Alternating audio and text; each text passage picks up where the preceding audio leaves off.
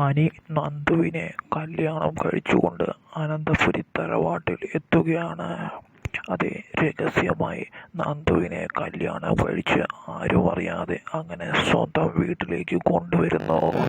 അനന്തപുരിയിലുള്ള എല്ലാവരും ഞെട്ടിത്തെരിക്കുകയാണ് ചെയ്യുന്നത്. അതെ, അധികം വൈകാതെ തന്നെ ഇത് സംഭവിക്കുന്നു.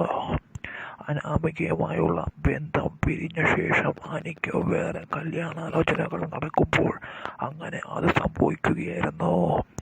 അനി നന്ദുവിനെ രഹസ്യമായി കണ്ട് ഇനി നമ്മൾ തമ്മിൽ ഒന്നിച്ചില്ലെങ്കിൽ നമ്മൾ രണ്ടുപേരും വേറെ വഴികളിൽ പിരിഞ്ഞു പോകുമെന്ന് പറഞ്ഞു. നമ്മൾക്ക് ഒന്നിക്കാൻ കഴിയില്ലെന്നും അനാമികയുമായുള്ള ബന്ധം പിരിഞ്ഞെന്നും എനിക്ക് നിന്നെ വേണമെന്നും നന്ദുവിനെ പറഞ്ഞു മനസ്സിലാക്കി അനി വിവാഹത്തിന് സമ്മതിപ്പിക്കുന്നു. ആരും അറിയാതെ താലി കെട്ടിക്കൊണ്ട് അനി രഹസ്യമായി നന്ദുവിനെ താലി കെട്ടിക്കൊണ്ട് അനന്തപുരി തറവാട്ടിലേക്ക് വരുമ്പോൾ ഏവർക്കും ഞെട്ടലാണ് ഉണ്ടാവുന്നത്.